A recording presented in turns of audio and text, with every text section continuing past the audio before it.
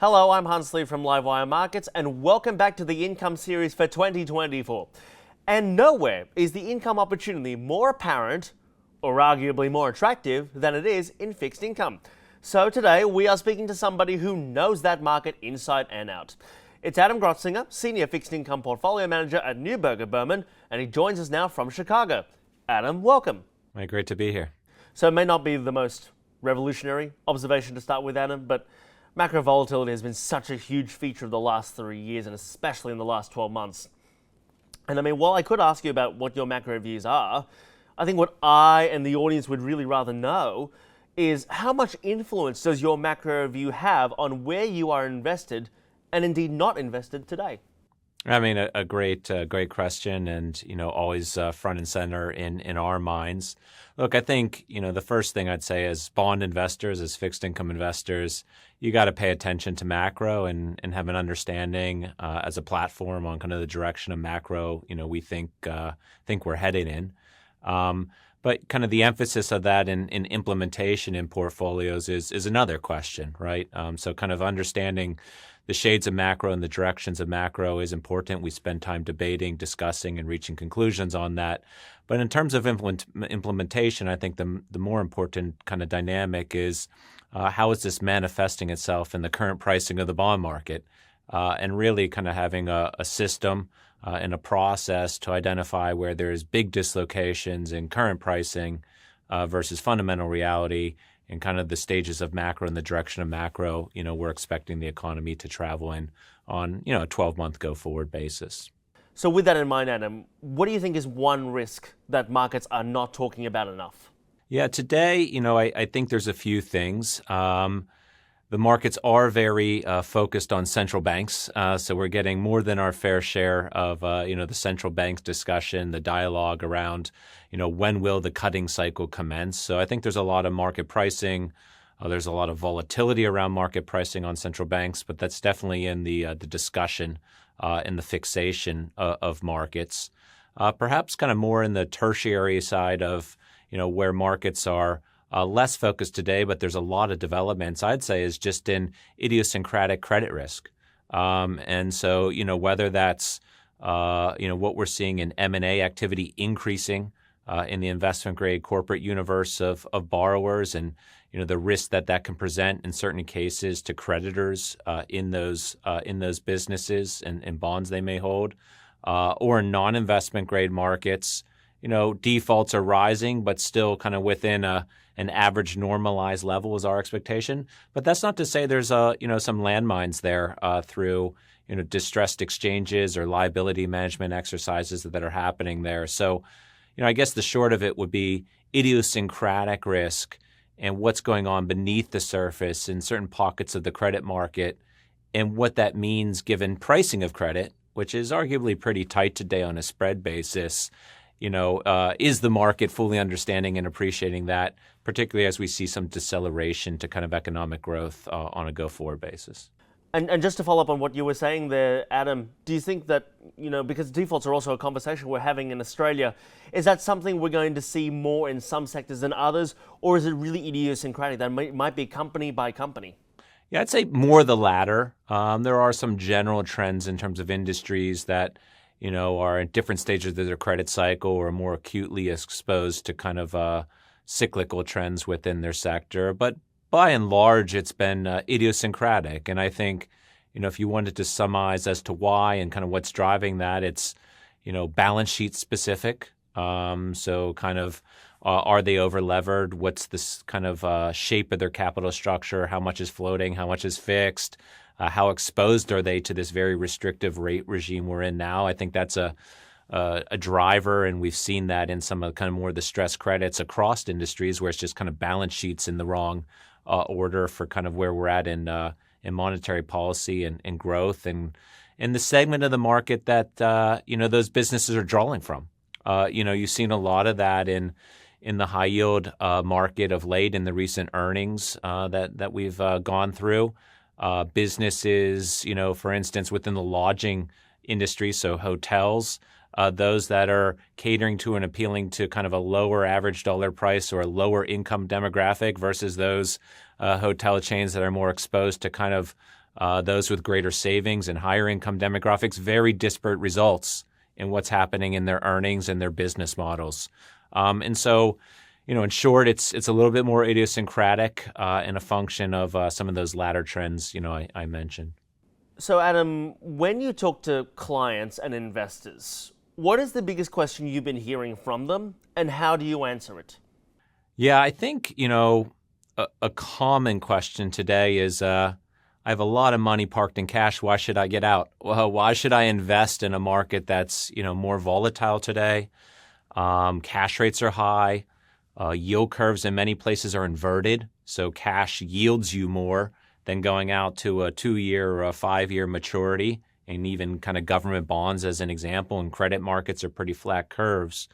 So what's the rationale in an uncertain environment for giving up that yield advantage by moving out in credit or moving out in duration? Why should I even consider that? And I think, the rebuttal to that is, one, central banks are done hiking in our view. And, I'll talk about the Fed specifically, but this would also apply to a lot of the developed world, including Europe. And so the next pace is cutting. It's debatable as to when the cuts will commence. We do think cuts will happen this year. But, the bigger point is that we're done with hiking. We've stabilized, and the next round is cutting. And so if you contextualize a cash investment versus moving out the curve in that environment, there's no more upside to staying in cash in terms of additional yield. This is kind of the maximum yield you're ascertaining.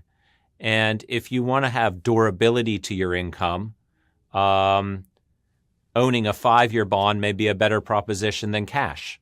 The simple way to think about it is if cash yields you 5% today, and a 5-year bond is 50 bips or whatever in your market lower than that cash rate, a 5-year bond is a series of 1-year bonds, 5 1-year bonds. And so, simplistically, do you expect to collect that same cash coupon over 5 sequential years? Or do you think you're better owning the 5-year bond today, and that's going to be a higher net yield over a 5-year period than 5, 1-year installments of a 1-year bond?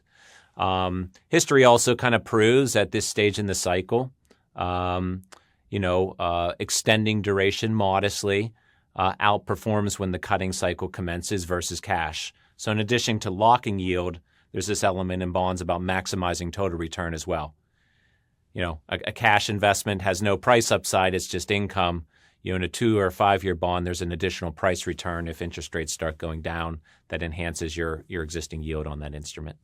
So let's move to the markets. And listen, one major macro thing we're starting to see play out is that central banks are starting to decorrelate. And you can see that chart now for the viewers and the readers. This chart here from AMP showing the percentage of central banks cutting rates and when they are doing so as well. And of course, it's not just central banks that are starting to decorrelate, but economies are diverging as well. So why does that matter? And what specific opportunities are you seeing come out of this change? I think it's pretty interesting right now. If I just compared Europe to the U.S., two kind of examples of economies on a fundamental sense that have, in a macro sense, have been in different directions, right? Last year, much of Europe was in a recession, weak economic growth, inflation that was heading in the right direction, i.e. down, and under control, and showing signs of the ECB accomplishing their objective, versus the U.S., where everybody's been surprised by the durability of growth, and it's been a very robust growth with inflation kind of stickier. What's interesting is that the German bond market and the U.S. Treasury market have been higher than normal correlation to each other in spite of very different kind of economic realities. There's a lot of reasons why in the short term you could say and understand why that's happening. Maybe it's more supply and demand that's driving some of these influences versus fundamentals. That's kind of been a big theme we saw last year and think and expected and has played out this year. So there's a bit of technicals in short that perhaps can explain that. There's also perhaps, a lot of new issuance for the fiscal deficit in the U.S. that's crowding out capital from euro markets and kind of creating this corollary movements in bonds to treasuries despite different economic realities. But I think the short of it, and more importantly on a go-forward basis, would be that, that correlation that's high between these markets doesn't make sense, and should start to show some cracks, particularly as we see divergence in kind of central banks and who leads the cutting cycle. And that's going to present some great relative value opportunities in a lot of areas, but in my example, even in rate space, European rates versus U.S. rates, and kind of how those are dislocated to fundamentals in the market, presenting that kind of mispricing opportunity for us. So obviously, given the divergence that you talk to, Adam, and you talk about how the bond markets in Germany and the US are correlated, even though the economies are diverging. Where does that speak to then? Where in the government bond space, that global government bond space, do you want to be invested ahead of that first cut? Yeah, right now. So let's just start with the U.S. I'll just kind of reaffirm kind of what our take is on the U.S. We think there's an opportunity in U.S. government bonds or instruments that are also risk-free, like mortgages that trade with duration and not credit risk. But we think that opportunity is more front end of the curve than long end of the curve. We do have concerns about the fiscal deficit and, what that means for kind of the premium demanded on long bonds. But things like a 2-year bond, a 5-year treasury, ultimately are going to trade on the destination terminal rates, and that's going to dictate fair value. And while the path to terminal rates of, we think 3.5% is a little bumpy, and the speed in which we get there is bumpy, we're going to get there. And so there's kind of a good amount of certainty of, value in those and an attractive total return. In the context of Europe, I would say, that's where the next opportunities emerge in, giving, this abnormally high correlation structure we've had between bonds and treasuries. And potentially as that reverts to kind of longer term averages and bonds have traded cheap and weaker to treasuries, that presents some opportunities in things like German bonds that, we're exploring and looking at within our strategies. So that's government bonds. Let's talk to credit now if we can. We're seeing investment-grade corporate spreads tighten to historic levels. And with that in mind, I thought it would be good if I could ask you almost a triple-barreled question, if that's okay. What does this spread tightening mean? What do super tight spreads say about where we are in the cycle? And then how are you positioned as a result? I think, in short, credit spreads reflect the market's manifestation or views of the risk to not receiving a coupon or rising defaults in kind of stress in credit markets. And, those are tied with kind of perceptions of economic growth or, headwinds to companies being able to service those debt levels and struggles they may have. I think the tight spread environment can be surmised in kind of a market perception that, fundamentals have been okay. And the market's been right on that in terms of growth and, companies still, while maybe declining in credit metrics, interest coverage, signals of solvency, really declining from very strong levels, abnormally high kind of ratios of like credit fundamentals. So, it's a gradual kind of weakening of credit fundamentals, not an overnight concern. The economy's okay. And so, in an environment where growth is okay, which it has been, credit's a good place to add yield on top of what you can get in government bonds.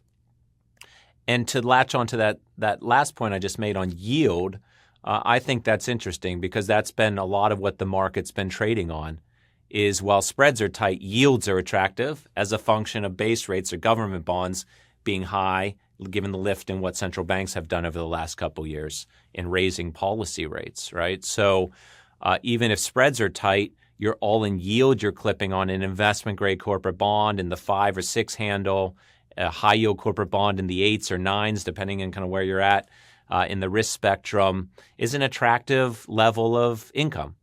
And, if you think about history in something like a high-yield bond, the best barometer for your forward-looking 5-year annualized return is your yield today. That's, I think, kind of still enticing the investment community to own credit. There's not a big systemic risk. The economy's still okay, even if it's slowing. And the yield that you're clipping on these is attractive in spite of the tighter spreads. In terms of our thoughts on kind of what you do, recognizing this kind of conundrum of tight spreads but good yields is you got to own some. You need to be really selective about what you own. But you also, in our view, don't want to have credit as the dominant risk factor in your total portfolio construction. So, managing kind of to a lower level of absolute risk relative to other opportunities in credit, but still owning some thoughtfully in the portfolio is kind of how we're balancing that act today.